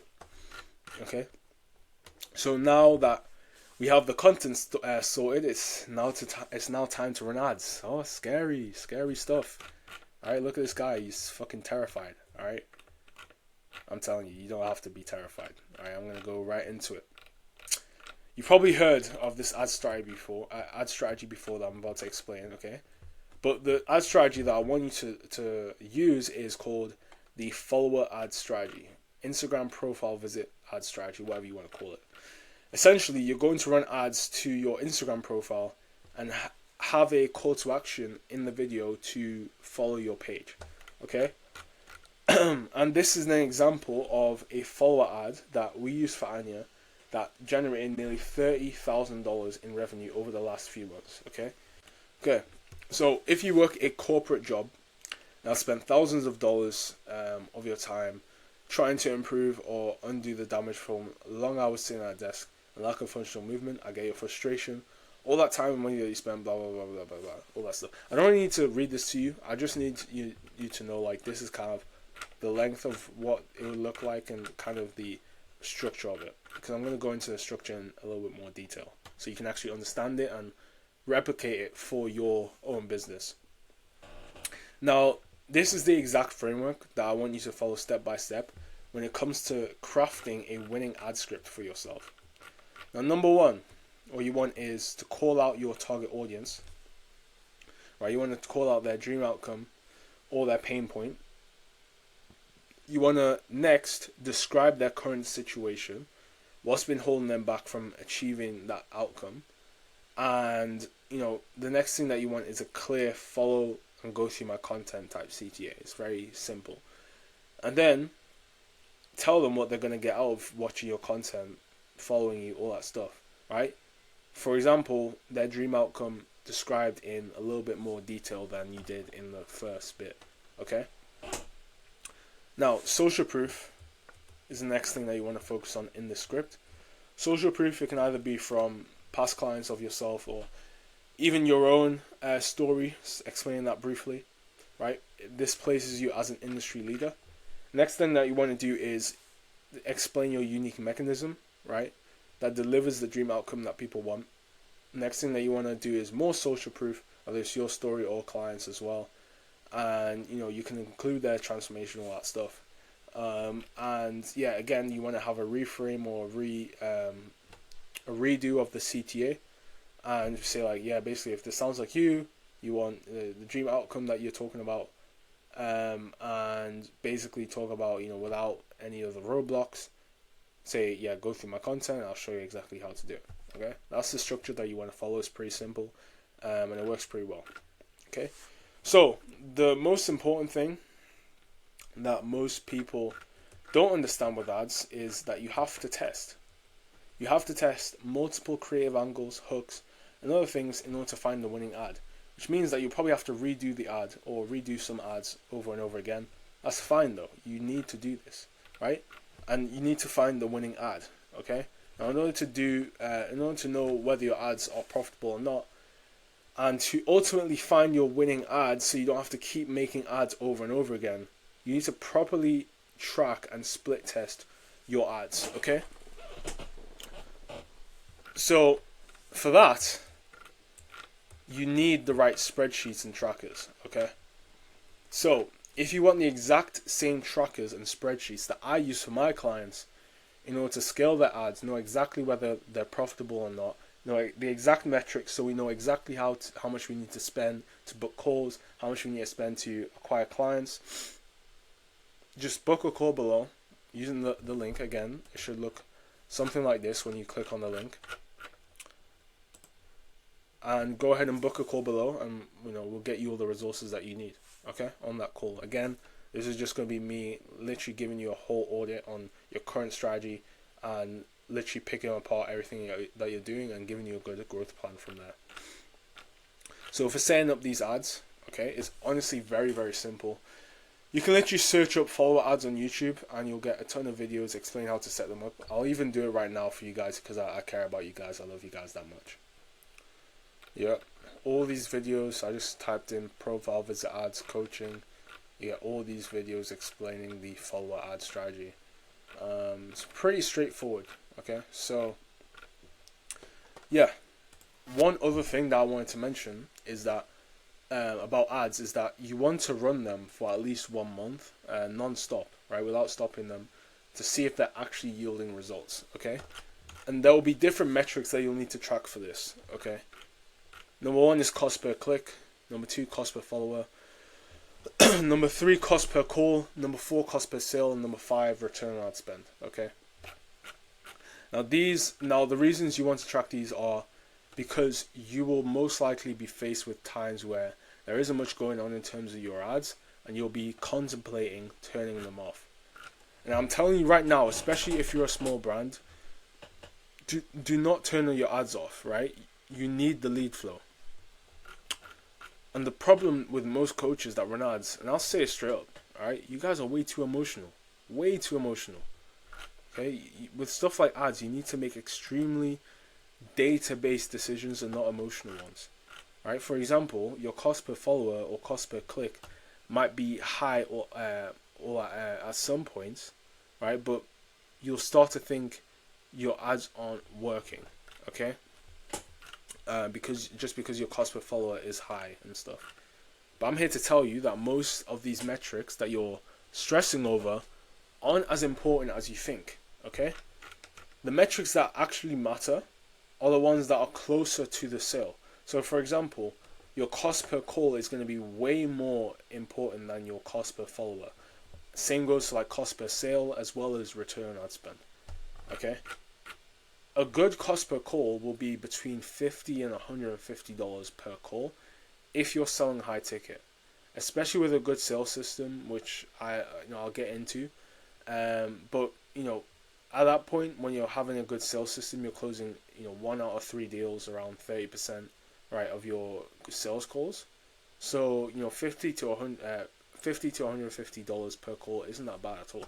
Okay, and a good cost per sale is about $500 up to break even of what your program is. Okay, and this is another thing I want to say. You want to come into running ads with the expectation to break even, right? Obviously, though, we want to make sure that you make a profit at first. When you're dealing with ads, okay, you need to expect things will be slow a little bit right before they pick up, right? Especially if you have a smaller ad spend. Right, but if you're booking calls for $100, for example, okay, and your show up rate is 80% with your sales calls. And let's say your program price is about 2K, right? And it takes you about 3 to 5 live calls to close someone on that 2K package. That means you just need to spend about $375 up to $625 to get one $2,000 client. That is very, very good. That's really good metrics, okay? Like if I told you, just give me $400 and I'll give you $2,000 back, you'd be over the moon, right? Remember when this guy was literally mortified to spend money on ads? Right? This is going to be you when you actually get over yourself and actually invest into your business and run them ads. Run them ads, I'm telling you. Alright? This is going to be you. I'm telling you, this is going to be you. Alright? But the problem with most coaches is that they don't see ads this way. Right? They see it as like they need to get money now. Right? They don't see the long-term vision with ads. Right? And it's hard. Honestly, I'll say it's hard. Right? It's very hard to keep, seeing money leaving your account and not getting returns. Right? But you have to think, like, most of the time, you're just days away. You're just a few days away, or maybe even a few weeks away from getting a sale that will justify all the spend you've just made. Okay? So you need to make data-driven decisions and not emotional ones. Okay, so now that you have the ad set up, your offer, right, you created and your content posted, you now want to do a few more things from here. Number one, you want to create a posting schedule using the ChatGPT prompt to carry on feeding the paid ads machine, right? A good posting schedule is going to be it's going to be like 1 to 2 20 to 30 minute YouTube videos a week. I'd recommend adding one longer video into the mix every few months, and adding 3 to 5 Instagram reels to your feed or to your profile every single week. Okay, 3 to 5 IG reels a week, 1 to 2 YouTube videos a week, and having like a really big one that you post every few months. Okay, and this is what your content plan should look like for your Instagram. This is just an example, right? You actually need to treat Instagram stories as a way to retarget the people that come into your ecosystem. Okay, when people follow you for the first time, right, they most likely just check out some of your stuff and then they just bounce. But if you're posting regularly on your feed and on your story, you're able to keep these new people engaged. And the story posting schedule that I use for my clients is this. Number one, they post 1 to 2 photos a day of them doing, social proof type stuff of them behind the scenes, right? Actually doing the work that they teach about. Okay? This guy has got his dashboard up in his penthouse in his apartment. This guy is setting up real estate properties, alright? So, this can be like a photo or a video of you sharing behind the scenes, look into your business or the thing that you teach people to do in your content and programs. The second type of story that I'll get my clients to post is 2 or 4 times a day, which is a candid, like day in the life photo or video. You literally be you, chilling, going about your day, and you literally just take a photo or video to get people to feel like they know you more, okay? Get people to know your personality, what you get to do day to day, so they know you more, they trust you more, all that stuff. They see you as a real human being. Now the third type of story post, right, is you post it once a week, and preferably I say post it on Sunday. That's when people are more like, you don't have stuff going on. No one else has stuff going on Sunday, really, right? So this type of story post is a Q&A, right? And you just put like a ask me anything type of box in your story, get people to ask questions, and you just answer them. All right, this is pretty self-explanatory. You literally just answer people's questions. You take some of the best ones, and you actually take some of the best ones to make video responses for them, or even full reels or YouTube videos if you get the same question multiple times, right? Number 4, the type of story that I like to get my clients to post is once every 2 to 4 weeks. This is a story sequence that hooks in your followers, gives them the answer to a problem they've been probably facing for a while. It handles objections and limiting beliefs that they have around the problem. And then you have a call to action at the end with a keyword to get more help. Okay? And this CTA on your story sequence is designed to get people to DM you from your story post. Then you're able to generate more leads and conversations that are more likely to lead to sales as they've been more nurtured by this story sequence. right? Here's a document going through some of the story sequences that work very, very well. Again, if you want this document, just message me the word salt on Instagram and I'll send it over to you, okay? And the reason why you only want to do these types of stories every 2 or 4 weeks is because the last thing that you want is for people to feel like every time they click on your story, you're just going to pitch them, okay? Because this type of story, like, you're heavily pitching people on a certain ideology, all right, that's going to get them more likely to buy. But if people feel like every time they click on your story, they're going to get pitched to, they're not going to click on your story and your engagement's going to go down. And this is why you have the day in the life and Q&A posts as filler, right? You want to have them as filler posts on your story, so you can then come in every once in a while and scoop up some extra people who like viewing your stories, right? Now, the second thing that you want to do is, now, once you've created your offer, done your market research, crafted your ads, and are getting, your content posted, is you want to create a back end lead nurturing strategy to turn all this attention that you're getting into actual money, right? This is the money making activities now. So the first part of this back end sales strategy is lead generation. And in this ecosystem, that means starting conversations with people, okay? Now, this can be done in two ways. Number one is going to be warm outreach. So that means reaching out to people that like, comment, follow your content, all that stuff. And you can reach out by saying literally like, hey, name, right? Hey, John, how's it going? Hope you're doing well. Okay, just something really easy to reply to. You can do something a little bit more detailed, like, I saw you are interested in XYZ niche. Are you like a beginner right now, or are you already like, scaling and stuff? I would say like test both of those approaches and see what works the best. But yeah, typically you want to make it really easy to reply to, because at this point with the initial message, you're just trying to get them to reply, get your foot in the door, so you can have the conversation. Okay? No paragraphs, nothing like that. Just keep it extremely simple. Now, next thing you want to do is prioritize people that follow you, because the messages that you send to them will actually land in their primary inbox in Instagram, rather than just their request folder, okay, if they follow you. And after that first message, when they respond, right, you usually want to pivot the conversation by saying something like, oh, okay, I'm glad you're doing well. I saw you actually follow the page and, or like my content.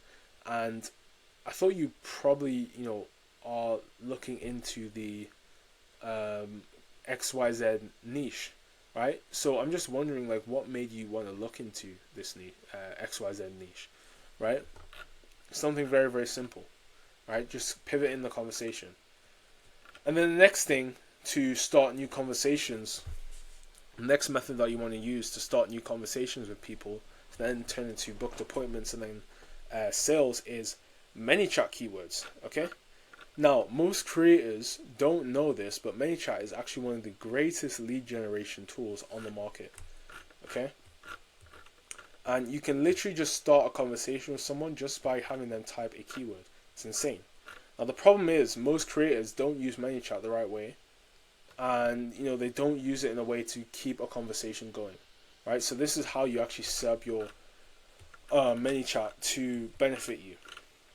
So the first thing you want to do is you still want to give the lead magnet or whatever you promise in your content in the DMs, like you would normally. But instead of doing just that, you also want to set up an automatic question that's being asked to that person that said the keyword, and it has to be based on your niche that is easy to respond to. Again, like what's going on with your XYZ niche, okay, that you're trying to sell them on for a program. Because when someone, for example, types in a keyword on a video to get ManyChat automation, they're already looking for a solution, right? So you can be a little bit more direct.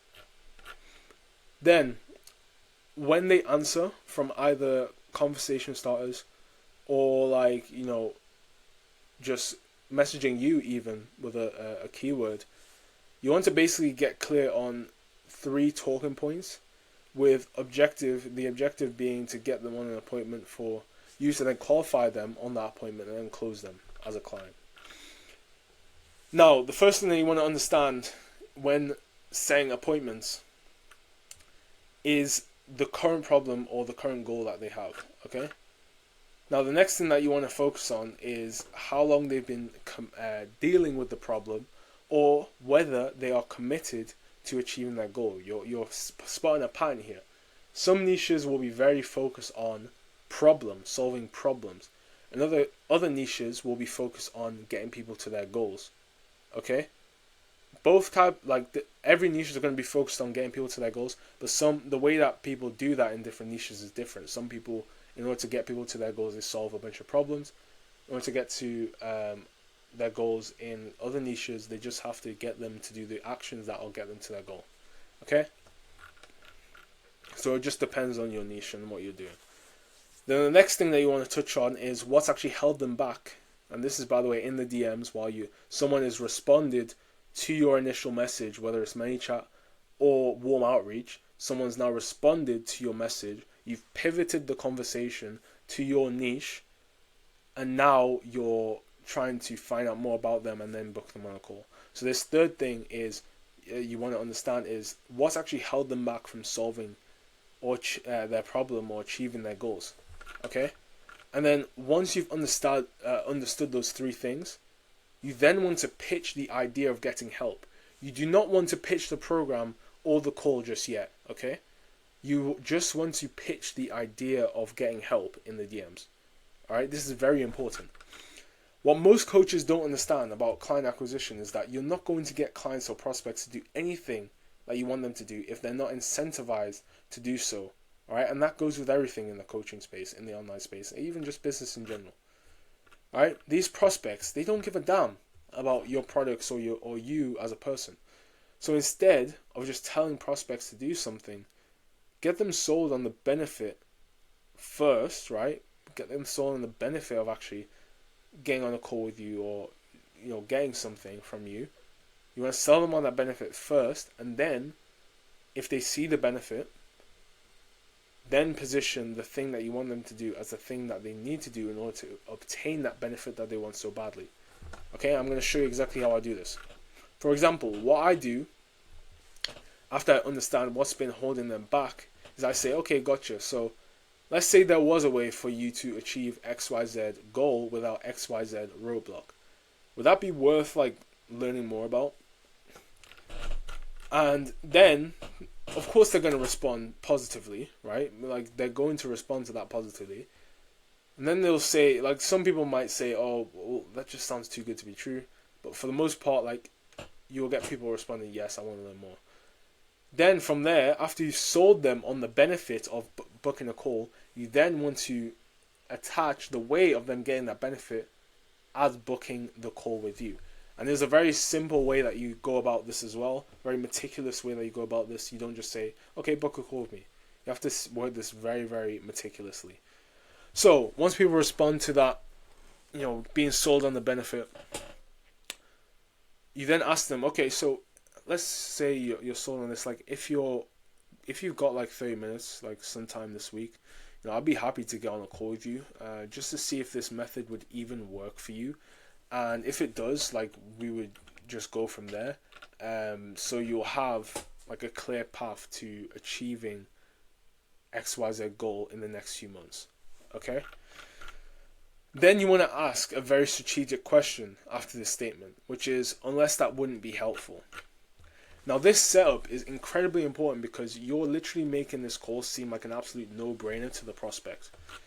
Right? And on top of that, you sound different to all these other coaches that sound desperate to get you on a call, because instead of talking like they will 100% get this result and the call is just going to be where you sell to them, instead you're talking like the call is really just going to be to for you to give them an expert consultation to see if they would even qualify for this thing that they desire so much or they see so much benefit in. Right, which is true, because in sales, usually the conversations are always, to do with discovery first to qualify the prospect. Right, so remember, you always have to incentivize prospects to do something that you want them to do. It's not manipulation if the thing you want them to do is going to help them anyway. Okay, so in this situation, just incentivize your prospects to do the things you want them to do. Now, this isn't even half the way done in terms of maximizing the qualified leads that you get from your messages, right? But there are two more things that you need to master. Number one, you want to master follow-up. And number two, you want to master speed to lead. Now, follow-up is pretty self-explanatory. Just follow up with people that don't respond. And the important thing that, is to not see someone as not responding as a personal thing. It's not personal usually. Always have like an abundance mindset when it comes to lead flow, right? Understand that there are millions of people that can use your help. Sometimes when someone's not responding, it's literally just, it takes them a few weeks or months of watching your content on YouTube, watching a few of your story posts to feel ready to have a conversation with you, right? Because a lot of these prospects nowadays are sophisticated. They already know all this stuff, right? They know that you're going to sell them on something, right? And the other thing, speed to lead, what that is basically the time or speed at which you respond to a prospect, or the speed at which you reach out to them once they've entered into your ecosystem. If there's one thing I'll say about appointment setting appointments, booking calls, whatever you want to call it, I think that's the most important, right? Is if you don't have a good speed to lead, all the other stuff that I just mentioned, that doesn't matter at all, right? Speed to lead is the key determining factor as to whether a prospect will book an appointment with you. So if you class yourself as someone that's a bad texter, because I know some of you guys watching this, you'll think, oh, I'm a bad texter. I don't really text people. I don't really be on my phone. You better get over that shit. You better get over that if you want some money, right? If you want to make some money, you want to get over that habit, that bad habit, all right? You need to respond to people quickly, right? And a good speed to lead is about 30 seconds to 5 minutes. Anything more than that, is the chances of them responding right away or the conversation leading to where you want to go a little bit lower, right? Obviously, I don't expect you to be in the DMs all the time, but there are ways around that to make sure that you're able to still book appointments without having to be in the DMs. Now, with that said, there are ways, like I said, to go around doing all this yourself and spending ages every day in the DMs. And that's why, and that method or that way around it is called getting an appointment setter, right? More specifically, you want to get a commission-based appointment setter, right? And that way, or the way that I like to compensate, right, my commission-only setters is by paying around $10 to $15 per booked appointment, plus a 5% revenue split of the revenue that comes in from client sales, okay? And the way that, this way, right, when you set up the business or the partnership with the appointment setter that way, you're never actually going out of pocket for appointments and sales that you're making, okay? So you're only paying after you book the appointment or after you get sales, which is really good, right? So how do you actually find an appointment setter? Well, there are a few ways, and these are the ways here. So you have Upwork, Fiverr, Facebook groups, Online Jobs PH, or you can even, this is a very rogue strategy but can still work, you can even get old friends or family members to do it for you, because honestly, appointment setting is very easy. You can, like, I'm sure anyone with enough training, they spend like 3-4 months training, even just a few months, like 1 to 2 months training as an appointment setter, they can become quite good. Okay? Now, before you go and hire your appointment setter because you want to, quote unquote, delegate, right, you need to first understand how to set the right expectations and know how to properly train your setters in order to get the best work from them, right? And with that being said, most of you watching don't qualify to do that, right? Because if you can't successfully book the appointments for yourself that end up closing as clients, how will you then be able to train someone to do the exact same thing? So if you're wanting to know how to properly delegate your appointment setting on a commission-only basis, meaning that you only pay after you book appointments or after you make sales, with all the trainings, standard operating procedures, and tracking tools needed to actually track your performance, I have a huge network, like a really big network of appointment setters who actually trained and are looking for to get on offers like yours as soon as possible. And for our clients, we actually manage the training and the management of these appointment setters, so you don't have to even touch their DMs. My clients don't even have to touch their DMs unless it's like to text a friend or something like that. So if you are interested in getting access to that, the link to book a call is in the description again. Alright, so now that you've booked someone onto an appointment, right? Let's say you book someone onto an appointment, you've qualified them, all that stuff. What do you do now? Okay? What do you do now after you book them onto an appointment? Well, this is where the money is made. The real money is made. You want to use something that I like to call the Coke selling system. Right? The Coke selling system stands for current situation, outcome, action steps, and cost of inaction. And this Coke selling system is a trust-based selling system that's focused around getting your prospects to feel understood, right, as much as possible, and to have the urgency to take action now rather than continuing to push it off. Okay? Now, with this selling system, you'll pretty much eliminate all objections like I need to think about it or I don't have time, because this system builds so much trust and urgency in your prospects that this system, paired with a good offer and a guarantee, will make your prospects feel actually stupid for not taking action. Right? If you have this sales system dialed in, if you have a good offer and a good guarantee, your clients or your prospects will feel stupid for not saying yes to working with you. Okay, I promise you that. And this system has actually allowed my clients to consistently close anywhere from 30% all the way to 75% of their sales calls, and this is for programs that cost multiple thousands of dollars. Okay, now in order to actually understand how to use the Coke selling system, you need to understand a few key principles. Now, the first thing that you need to understand is that the sale is made before the call, right? Before every sales call, I always recommend sending YouTube videos or YouTube content and sales assets in order to pre-sell your prospects before they even hop on a call, right? Now, if you're wondering what videos you should send, these are what you need, okay? Number one, you need a video explaining your unique mechanism, why it's better than anything that they're doing right now. Alright, and this video acts as a way to handle objections that the prospect may have. Number two, you want to send them a client interview. If you don't have a client interview or you don't have a client just yet, just send them a free course that you made. Just like, the course that I'm making right now. Number three, you want to send them is a video about your story. Like get people to resonate with you and your story and get to know like how you actually got to where you are right now. And you also want to send them a behind the scenes demo showing the behind the scenes of the structure of your program, right? Exactly how it's structured, what it looks like. And another thing that I like to do 24 hours before meetings is, if you have some, send over your client testimonials in order to add some more social proof. Again, if you don't have client testimonials, right, there are ways around that, free courses, other framing content that handles objections, that kind of thing. Number two thing you want to remember about the Coke selling system is that you never accept surface level answers from prospects. Surface level answers lead to surface level results in sales, right? So you always want to dig deeper into a prospect's pain and build that gap, okay? Number three is that the discovery phase of any sales conversation is the most important part of the sales process, all right?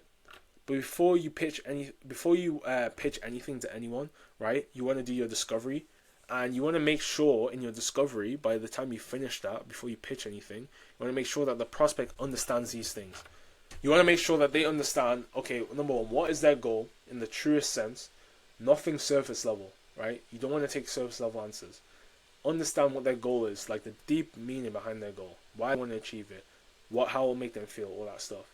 Number two, the actions, beliefs, and attitudes and excuses they have right now are the reason that they aren't where they want to be. That's another thing you want them to realize, okay? Because if you don't get them to realize that, they won't be opening to committing to that change, okay? Number three, you want them to understand that they can't solve the problem on their own, but the only person responsible for them to getting to their goals and achieving them is them, right? Because you want them to realize, okay, they're not able to do this on their own because looking at their past, results, they haven't been able to do it. But even with all the help in the world, it's still on them to actually take action. That's one thing you have to actually get them to realize. The next thing you want to get them to realize in the discovery phase is they actually need to take action now. Okay? They actually need to take action now rather than pushing it off. And to put the nail in the coffin and to really pre-sell the prospect is you need to get them to realize, okay, what is actually the cost of not taking action now? Because this will eliminate people saying, oh, this isn't the right time, oh, I need to think about it, all that stuff. But I'm not saying like it'll completely eliminate those objections. What I'm saying is that pre-handling objections like this will give less weight to those objections at the end of the call. Because if you focus just on handling objections at the end of the call, as soon as you drop the price or as soon as you start pitching, you switch from an advisor to a salesperson, right? And nobody likes sleazy, slimy salespeople that try to handle people's objections, get them to buy now. No one likes that. So instead, you want to focus on handling objections before they come up, right? Pre-handling them in the discovery phase, because in the discovery phase, you're getting to know them. You're asking them questions. You're getting to know about them. You haven't pitched anything yet. It's not about you yet. You're an advisor, so your status is up here. As soon as you drop the price, as soon as you pitch, your status goes all the way down there, right? To the bottom, to the floor. And whenever you try to handle objections, it's going to be way harder for you. But if you handle them before they come up, these objections then have less weight, because then you can go back into your advisor frame. When you're an advisor and you have more respect, the prospect has more respect for you, you can then be like, well, John, like you did say like before, you're trying to make a bunch of money, or you're trying to get to this income level, quit your job so you can provide for your family. If I'm trying to help you, John, why would I then let you chicken out of an opportunity that can help you get to that level you want, for not just for you, but for your family, right? In the next 5-10 years, like you said, you staying in the situation that you're in right now isn't the situation that you want to be in. It's not something you're willing to settle for. So if I'm trying to help you, why would I let you settle for that reality that you don't want, which comes with you doing the same things that you've been doing up to this point? Why would I allow you to do that? And you want to, like, you understand, like, if you don't pre-handle these objections before they come up, the word track that I just gave will literally fly over their heads. They won't even notice it. They're just going to think, oh, it's like $2,000. This guy's just trying to sell me. Let me get off this call right now. Alright? You need to properly have a good discovery phase in your sales process, okay? And you need to, you need to not just ask questions. You need to also ask follow-up questions in order to properly bring out their pain in their situation, and also bridge like a big enough gap in between the person that they are right now and the person that they want to be. Because if they feel like they're like just two steps away from achieving their goals, they're not going to see you as the person, or they're not going to be open to getting help, because in their heads they'll just be like, oh yeah, I just need to keep putting one foot in front of the other, and I'll just get there, right? But yeah, you're not trying to get them to do that. You're trying to get them to actually make the right decision and get help, okay? And the way I like to structure my clients' sales processes is by doing 2 call closes.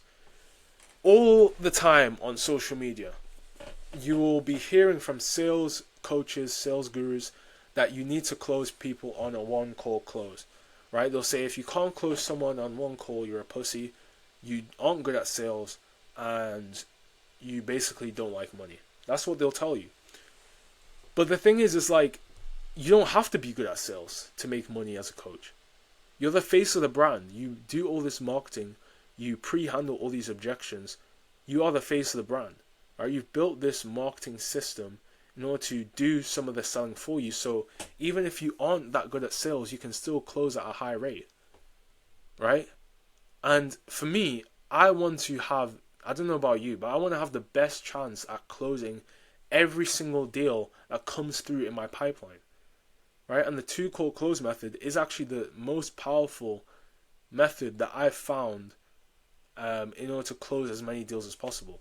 And this is probably especially important for a lot of you coaches out there, because a lot of you guys don't have that many followers if you're under 10k a month, right? So by using a two-call close method alongside good marketing that pre-handles objections, you don't even have to be that good at sales to maximize on every lead that comes through, okay? And with this, you just do the discovery, okay, in the first call of that two-call sales process. You just do the discovery, pre-handle some objections, do some framing in that first call, and you want to like briefly pitch your solution, right? Then the next call after that first one is more of like an onboarding call than a sales call, right? When you do this system properly, right?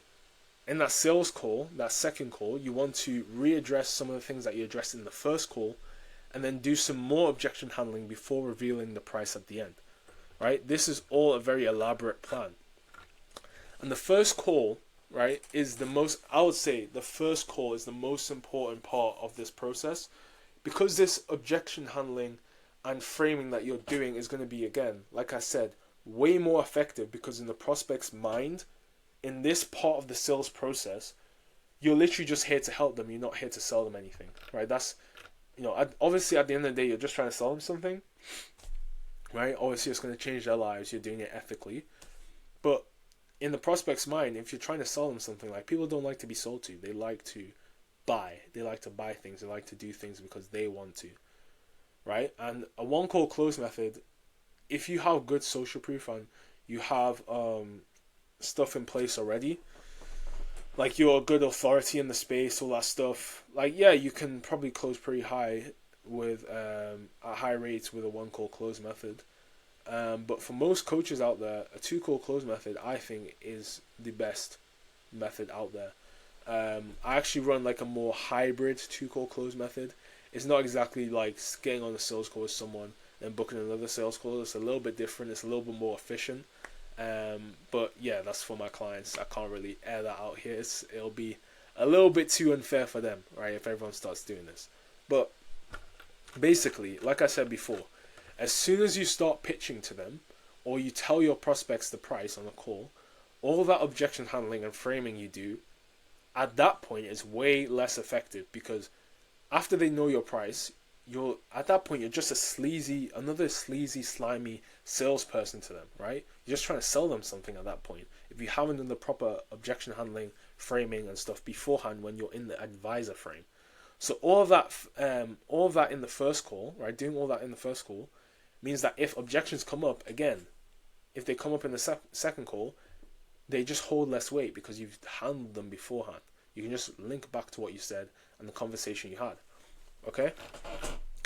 Now, this exact sales system that I've just explained to you actually allowed Anya, like I said, to generate over $27,000 in her first month.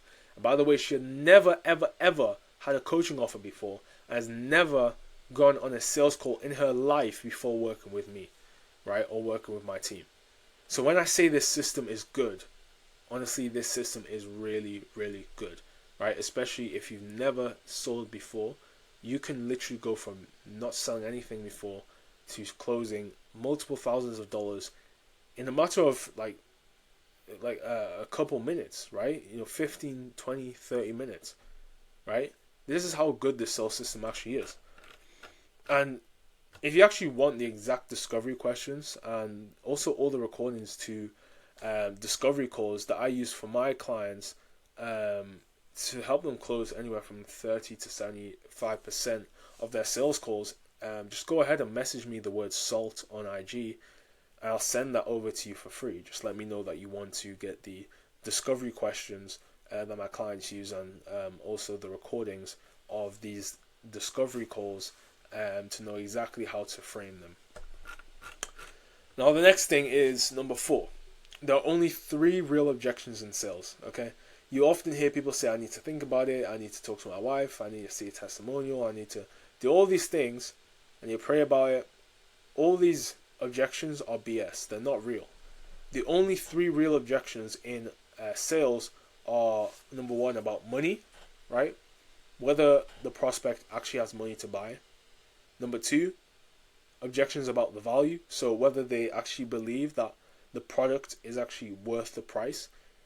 And number three is about trust, whether they actually trust you as the person that will take them from point A to point B, right? And then I'll tell you right now, right? Most of your objections will come from a lack of trust. A lack of trust in you as a person, and also lack of trust in the process and the program that you have. Okay?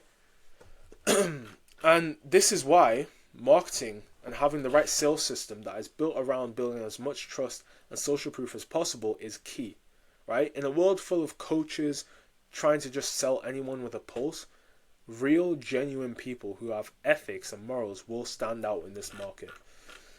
Number five, the thing you want to understand is your closing rate as a coach will always be at its highest when you're the person on the calls, given that you know what you're doing and you have the right systems in place.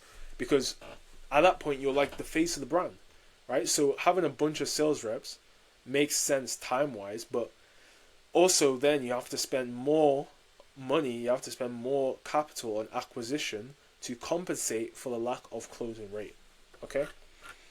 So I would never advise coaches to get sales reps until they're like above 30K a month, because then you'll probably, don't have the time to actually handle the volume of prospects that are coming in organically, and you would be able to then justify delegating these calls to someone else, all right?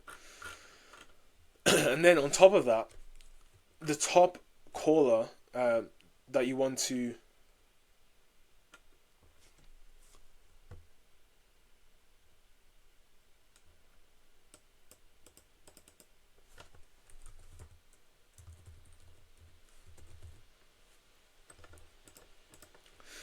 on top of that, like the top closers that you want on your offer, like they aren't even going to look your way if they aren't going to be making like at least 5 to 10K a month with your offer within the first few months, right? So if you're not able to match that standard and actually be able to financially handle a sales rep, like a top sales rep, because honestly, you don't want B players, you want A players, right? If you can't handle financially having an A player just yet, then there's no need for you to have sales reps, okay? Number 6, you need to treat sales like a sport, okay? You need to be able to review your calls. You need to be able to educate yourself as much as possible on it too.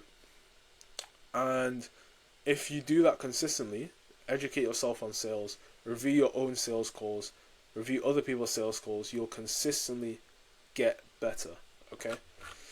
Now, now that you have your ads set up, you have your content done, you have your DM strategy, and you have your sales process set up, I want you to now watch this video again to properly ingrain the principles that I went through inside of your brain, okay? So if you follow all these steps in the video and you genuinely stay consistent and show up every single day, there's literally no way that you don't get to 10K a month. No way at all, right? Now also, right, if you want to have another video, right, that I'll have soon about how to scale past 10K a month and scale from 10K a month up to 50 to 100K a month, I'm going to be releasing a video like that soon, right? And to add to that, I want to say, just to end this off, like, this will be hard. Scaling a coaching business to 10K a month, like, you're doing something that 10K a month is 120K a year. Some people go to school for like 10 years and still don't even make that much. Some people work their asses off for 15, 20 years and don't even get close to 100K a year. All right, what you're doing in this coaching space is very hard. It's a very hard thing, right? This whole scaling your coaching program is hard. Most of you will find it very, very hard. I'll tell you that. But, very big but, the people that will actually succeed are the people that will see these hardships and work past them. If you are able to work past hardship in this space and outlast people that just want to get a quick rush of money, right, and you actually stick for the long term and change people's lives, you will be more than compensated. I'm telling you, this space is one of the most rewarding spaces to people that actually think long term and are actually genuine people that want to change people's lives. If you're that type of person and you actually stick to this business model and think long term, this business will reward you so well. I can't even describe it in this video. It's that insane. Okay? So stick to it. It will be hard, but stick to it. Right? And the reason why you will find it hard is because scaling coaching businesses, it's not necessarily hard. Like the actual thing itself is quite a simple process. It's just that people like in this video, right? You literally have everything that you need to actually build a 10K per month coaching business without being a sellout, spending an arm and a leg on ads, or even spending ages creating content or in your DMs, or even being super salesy, even if you have a small follower account and not much social proof. But the thing is, most people will see stuff like this, know exactly what they need to do, but they just won't take action, right? And even if they do, they will then see things start to go left. They'll see things start to get hard. They start to get tough. For example, their YouTube videos end up seeming a lot harder to make than they thought. You know, when they start making them, it seems to be a little bit harder to make. 30-minute videos from scratch. Their market research is becoming tedious. And it's hard to find a good seller. Like, these are examples of problems that coaches go through on a regular basis, right? And you're being hit with objections again. Like, you're being hit with objections on sales calls that you can't overcome, and you're spending more on ads every day. I get it. It's hard. It's meant to be hard, right? It may seem like you're running around in circles at times, but I'm telling you, again, like I said before, this space rewards people who think long term, who take long term, data-driven decisions instead of short-term, emotional, ego-driven decisions. Okay? And when things seem slow, the best thing that you can do is to keep moving forward, right? On what you know will grow your business. And I promise you this, you will be okay. I promise. Also, right, just let me know in the comments like what you thought about this video. Like, if you have any questions, you can just message me on Instagram, because that's going to be the best way to reach out to me, or it's going to be the easiest way to reach me and get a response. And yeah, Instagram will be linked in the description. Now, if you've watched to the end, okay, and you've actually found a good amount of value here, just like the video, subscribe, and check out the link in my bio to book a call if you haven't already. I really think you'll benefit from this call. In order to get like a full audit of your current situation with your coaching business and the exact steps that you need to take to get to 10 to 20K a month within the next 3 to 6 months. Okay? And that said, I hope you enjoyed. Let's make you some money. All right? Take care.